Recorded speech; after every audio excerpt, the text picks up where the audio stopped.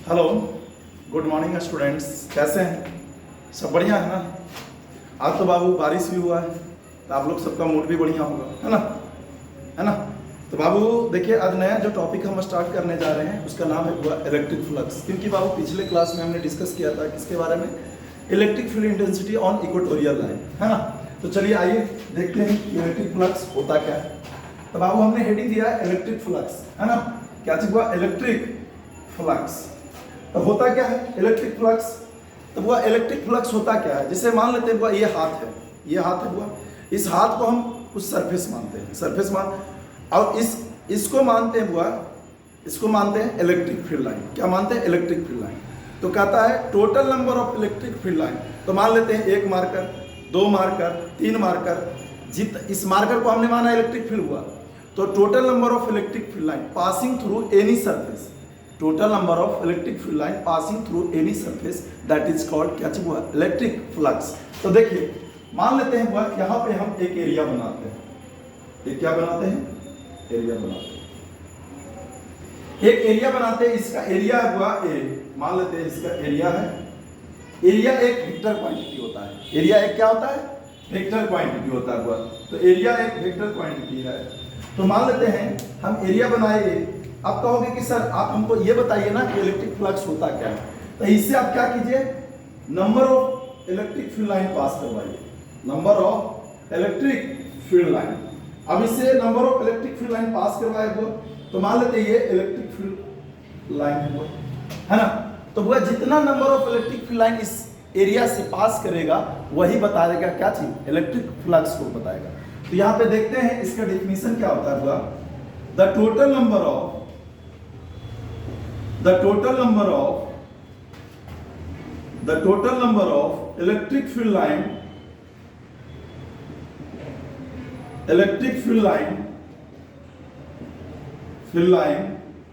passing through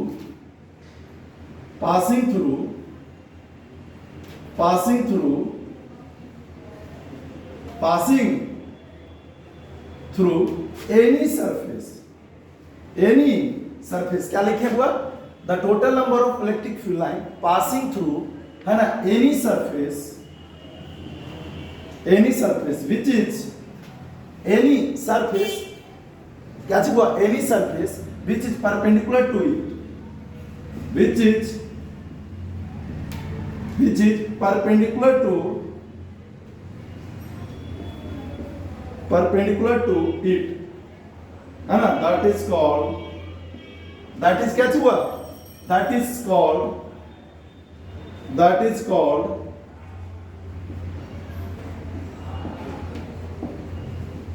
electric flux. ठीक है, हमने बना दिया हुआ एरिया ए है, इलेक्ट्रिक फील्ड लाइन इससे पास कर रहा हुआ। तो अब इसको हम डिनोट कैसे करेंगे और मैथमेटिकली रिप्रेजेंट कैसे करेंगे? आइए, तो यहाँ पे हुआ हम इसको डिनोट कैसे करते हैं? इसको हम फाई से डिनोट करते हैं। तो वो यहाँ पे लिखिएगा it is denoted by phi. इसको किससे डिनोट करते हैं? वो फाई से। अब कहोगे कि सर इसको मैथमेटिकली कैसे इसको एक्सप्रेस करते हैं? तो वो लिखिएगा मैथमेटिकली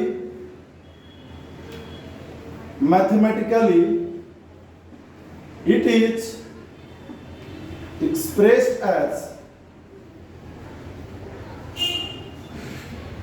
फाई बराबर vector E dot vector A. हुआ अब हमने लिखा क्या? मैथमेटिकली इसको लिखा हुआ फाई बराबर E dot A vector E. Electric field intensity एक वेक्टर क्वांटिटी हुआ और एरिया भी एक वेक्टर क्वांटिटी होता है हुआ। ठीक है ना? तो हमने लिखा फाई डॉट ए, और इसी को अगर हम मैग्नीट्यूड के फॉर्म में लिखेंगे तो और बराबर लिख सकते हैं हुआ फाई बराबर ई ए कॉस थीटा। ई ए कॉस थीटा, क्योंकि आपको पता है कि जब दो वेक्टर को हम डॉट लगा के जब गुना करते हैं तो जब उसको हम मैग्नीट्यूड के फॉर्म में लिखते हैं हुआ तो क्या लिखते हैं? ई ए कॉस थीटा, ई ए कॉस थीटा। या मान लेते हैं वेक्टर ए रहे, वेक्टर बी रहे, और उस दोनों को डॉट लगा के गुना करते हैं तो क्या लिखते हैं? A B cos theta. यहाँ पे देखिए इसको उतार लिए हैं, छाप लीजिए इसको, हो गया। ठीक है, इसको हटा देते हैं। अगला है हुआ कि यहाँ पे इसको, है ना, कि इसका यूनिट क्या होगा? इसका यूनिट क्या लिखिएगा? यूनिट क्या होगा आपको? अगला लिखिएगा the SI unit is, the SI unit of, the SI unit of electric flux,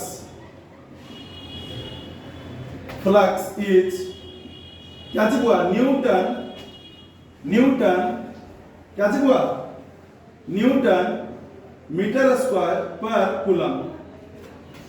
इसका यूनिट क्या होगा? इलेक्ट्रिक फ्लक्स का न्यूटन मीटर स्क्वायर। कैसे बाबू? इलेक्ट्रिक फील्ड इंटेंसिटी का हम जानते हुआ फोर्स अपॉन टेस्ट चार्ज होता है, एरिया का जानते हुआ मीटर स्क्वायर होता है, तो हमने लिखा न्यूटन मीटर स्क्वायर, और चार्ज का नीचे है वो तो कूलम होगा, है ना।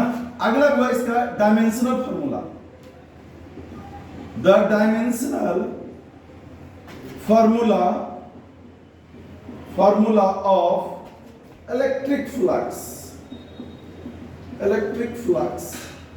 तो बुआ आप बुआ सुनिए, 11th में हम बहुत डिटेल पढ़ाए थे बुआ, डायमेंशनल फॉर्मूला किसको कहते हैं, डायमेंशन किसको कहते हैं, किस मतलब बहुत सारे फिजिकल क्वांटिटी के कैसे निकालते हैं डायमेंशनल फॉर्मूला, वो सारा बहुत हम डिटेल से बताएं, ठीक है ना, गौर कीजिएगा, ठीक है ना। तो यहाँ पे भी हम बाबू इलेक्ट्रिक फ्लक्स का हम निकालते, आपको कैसे निकाला जाता है वो हम बता देते हैं, ठीक है। तब वह हम आप देखिए फाई बराबर क्या लिखते हैं छोटू, फाई बराबर, फाई बराबर बताइए, E dot A, E dot A या ई ए कॉस थीटा। तो बाबू हमको ये बताइए, आपको हम बता चुके हैं कॉस थीटा एक ट्रिग्नोमेट्रिक रेशियो है, तो इसका तो डायमेंशन लेस होगा। लेकिन ई एरिया, एरिया का क्या होता है? कैपिटल एल स्क्वायर, और इलेक्ट्रिक फील्ड इंटेंसिटी क्या होता है? एफ बटा क्यू। तो यहाँ पे लिखिए हुआ, यहाँ फाई बराबर लिखिएगा हुआ, तो इसको लिखिए एफ बटा क्यू, और यहाँ पे लिखिए एरिया, आई तो डायमेंशन लेस होगा हुआ। तो एफ का क्या होता हुआ? एम एल टी पर पावर -2 डिवाइडेड बाय चार्ज का क्या होता हुआ? 80। चार्ज का क्या होता छोटू? 80 इनटू एरिया का क्या होगा हुआ? L square. अरे एरिया का क्या होगा जी? अरे हम आपको बताएं ना जी, फोर्स का क्या होता है? M L T power -2, area का क्या होता है? एल स्क्वायर, और चार्ज का क्या लिखते हैं हुआ? 80। अब इसको ऊपर ऊपर को गुना करो, या जहां कहीं काटता है वो काट दो। तो पहले गुना करो, एल का स्क्वायर हुआ, यहाँ पे पावर 1 है, तो क्या हो जाएगा? एम एल क्यू टी पर पावर -2 डिवाइडेड बाय हुआ 80, डिवाइडेड बाय 80। अब वह टी ऊपर चल जाएगा तो क्या करोगे? टी ऊपर जाएगा हुआ तो माइनस माइनस होगा, तो यहां भी माइनस, यहां भी माइनस, ए भी ऊपर लेके जाओ तो ये भी क्या हो जाएगा? माइनस में। तो वो यहां पे लिखोगे तो क्या लिखाएगा? देखो ऊपर वाला हटा दें, इधर हटा देते हैं, तो देखो छोटू, अब यहां से ऊपर लेके जाते हैं, यहां क्या करोगे? एम एल क्यू टी पर पावर -3 ए पर पावर -1, ये तुम्हारा है हुआ फ्लक्स का क्या चीज हुआ? Dimensional formula. तो फ्लक्स का अगर आपसे पूछे डायमेंशनल फॉर्मूला क्या होगा, तो एम एल क्यू टी पर पावर -3 ए इनवर्स, यही तुम्हारा क्या है? डायमेंशनल फॉर्मूला, ठीक है। लेकिन हाँ, आपको ये भी बता देते हैं, आपसे अगर पूछ दिया कि सर फ्लक्स एक वेक्टर क्वांटिटी है कि स्केलर क्वांटिटी है, तो वह फ्लक्स क्या है? हुआ यहाँ डॉट आया था ना, जब फाई का हम जब वैल्यू लिख रहे थे, फाई बराबर ई डॉट ए, तो जब दो वेक्टर क्वांटिटी को जब हम डॉट लगा के गुना करते हैं, तो तीसरा जो क्वांटिटी आता है वो देगा क्या? वो स्केलर ही देगा, ठीक है, हटा देना। तो अगला लिखिएगा पूरा एरो देख करके, electric flux, electric flux is a scalar quantity, scalar quantity, electric flux is a क्या चीज हुआ? स्केलर क्वांटिटी, सिर्फ it having only the magnitude not the direction, ठीक है, हो गया यहाँ पे, है ना। ये तो बाबू हम बताएं किसके फॉर्म में, ये बताएं आपको किसके फॉर्म में, है ना, ये किसी, है ना, कंटिन्यूअस मास है। लेकिन अगर हम हुआ कोई डिस्क्रीट मास पे अगर हम फ्लक्स निकाले और उसको हम पूरे बॉडी के लिए निकालना रहे, तो हम फ्लक्स कैसे लिखेंगे? तो वो यहाँ पे लिखना, यहाँ पे इसको हटा दे जी, है ना, यहाँ पे लिखना हुआ यहां पे लिखना हुआ इलेक्ट्रिक फ्लक्स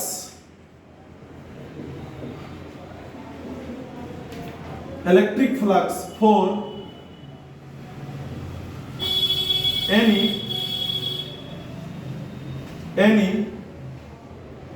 बॉडी, या एनी इलेक्ट्रिक फ्लक्स किसके लिए निकाल रहे हैं हुआ? Electric flux for any discontinuous body, या इसको लिख सकते हैं हुआ डिस्क्रीट मास या डिस्क्रीट बॉडी हुआ, electric flux for any discrete body. तो यहां पे हुआ हम यूज करेंगे क्या चीज? इंटीग्रेशन मेथड, है ना। तो यहां पे फाई बराबर लिखिएगा क्या चीज हुआ? फाई ई डॉट डीए, क्या चीज हुआ? फाई बराबर ई डॉट डीए। यहां पे इनक्लोज लगा भी सकते हैं, नहीं तो नहीं भी लगा सकते हैं। इनक्लोज लगाने के लिए मतलब होता है हुआ बंद सतह के लिए, ठीक है ना। तो लगा भी सकते हैं, नहीं तो नहीं भी लगा सकते, ठीक है ना। तो हुआ ये तुम्हारा है ना, ये आज का इलेक्ट्रिक फ्लक्स है। हाँ, एक चीज और हम बोल रहे हैं, ये तो आपको बताना ही भूल गए कि वो फ्लक्स कब मैक्सिमम होगा, कब मिनिमम होगा, वो भी आज देख लीजिए। यहाँ स्पेशल केस में हुआ,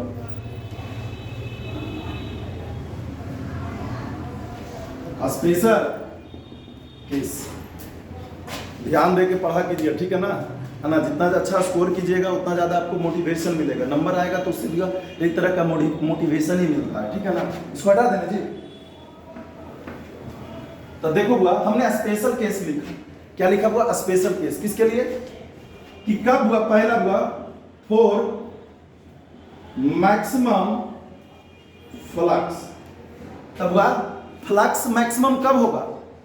जब angle between electric field and area vector दोनों के बीच में क्या होगा? मिनिमम होगा। मतलब थीटा का मान कितना होना चाहिए? 0 डिग्री। तब हुआ flux for maximum flux theta equal to कितना हुआ? 0 डिग्री। तो जब थीटा का वैल्यू 0 डिग्री होगा तब फाई इक्वल टू लिखते हैं हुआ ई ए कॉस थीटा। तब थीटा का मान कितना हुआ? तो ई ए कॉस 0 डिग्री, और कॉस 0 का मान कितना हुआ? 1। यहां पे फाई मैक्स बराबर ये क्या लिखोगे? फाई मैक्स बराबर ई ए, कोई दिक्कत नहीं। अब ये तो मैक्सिमम फ्लक्स हो गया। कब? जब देखो मान लेते हैं बुआ, ये हम माने थे ना, ये एरिया माने थे ना, और ये माने थे क्या चीज बुआ? ये क्या माने थे? Electric field line. तो बुआ दोनों क्या? ये एरिया के परपेंडिकुलर है, ये एरिया का क्या है? लंबवत है। तो लंबवत है बुआ, देखो ये एरिया वेक्टर है। एरिया वेक्टर भी क्या होता है? ऐसे ही है। एरिया वेक्टर क्या है इसका? क्या होता है? सरफेस के परपेंडिकुलरली आउटवर्ड या तो इनवर्ड। तो एरिया वेक्टर भी इधर ही है और इलेक्ट्रिक फील्ड लाइन भी इधर ही है। तो दोनों क्या है? एक दूसरे का क्या है? लंबवत है कि पैरेलल है? तो दोनों बुआ पैरेलल है। क्यों? क्योंकि इस प्लेन का एरिया वेक्टर बाहर की तरफ है और इसका एरिया वेक्टर क्या, इलेक्ट्रिक फील्ड लाइन किधर जा रहा है? ऐसे, या तो आउटवर्ड मानो या तो इनवर्ड मानो। तो दोनों के बीच एंगल कितना बन रहा है? 0 डिग्री। अब दूसरा हम केस ले रहे हैं, स्पेशल केस में दूसरा केस, स्पेशल केस में दूसरा केस हुआ। दूसरा केस में क्या हुआ? Case number 2, when theta equal to 90 degree, है ना, या थीटा का 90 डिग्री होगा हुआ, या लिख लो when theta equal to 90 degree, then flux is minimum. क्या चीज हुआ? हमने बोला क्या कि जब थीटा का वैल्यू 90 डिग्री तब फ्लक्स मिनिमम होगा। तो थीटा का वैल्यू 90 डिग्री कब होगा? ये मानो एरिया, सतह को एरिया मानो। अब इसका ये लंबवत होना चाहिए। तो इस एरिया का एरिया वेक्टर किधर होगा? परपेंडिकुलरली आउटवर्ड, ठीक है ना, और इसके लंबवत होना चाहिए। तो लंबवत कैसे? इलेक्ट्रिक फील्ड लाइन इससे ऐसे जाना चाहिए था, ऐसे जाएगा, तभी तो इसे ना मिनिमम से मिनिमम इलेक्ट्रिक फील्ड लाइन पास करेगा। तो जितना मिनिमम से मिनिमम इलेक्ट्रिक फील्ड लाइन पास करेगा किसी भी सतह से, तभी तो फ्लक्स का वैल्यू मिनिमम होगा। तो यहां पे लिखना होगा फाई मिनिमम बराबर ई ए कॉस 90 डिग्री। तो कॉस 90 का वैल्यू कितना हुआ? 0, और 0 इंटू समथिंग यहाँ फाइव भी क्या हो जाएगा मिनिमम। तो वो मैक्सिमम होता है थीटा का वैल्यू 0 डिग्री पे फ्लक्स, अब मिनिमम होता है 90 डिग्री पे। ये दोनों ध्यान दीजिएगा, ठीक है ना। आज के बाबू है ना, ठीक लगा क्लास? समझ में सब लोग को आ गया ना जी? सबको आ गया है? हाँ, अगर डाउट रहेगा तो पूछ लेना, ठीक है ना बाबू। आज के क्लास हम यहीं तरह रहने देते हैं। नेक्स्ट क्लास में हुआ हम गॉस लॉ के बारे में डिस्कस करेंगे, ठीक है ना, कि गॉस लॉ होता क्या, एप्लीकेशन ऑफ गॉस लॉ क्या होता है, ठीक है ना। अगर हाँ जाते जाते हम ये बोलेंगे कि यार आपको अच्छा लगता है वो तो लाइक कीजिएगा और सब्सक्राइब कीजिएगा और दोस्तों को आपको बताइए, ठीक है ना, कि सर हमने ऑनलाइन पढ़ाना शुरू कर दिया है। Thank you Babu.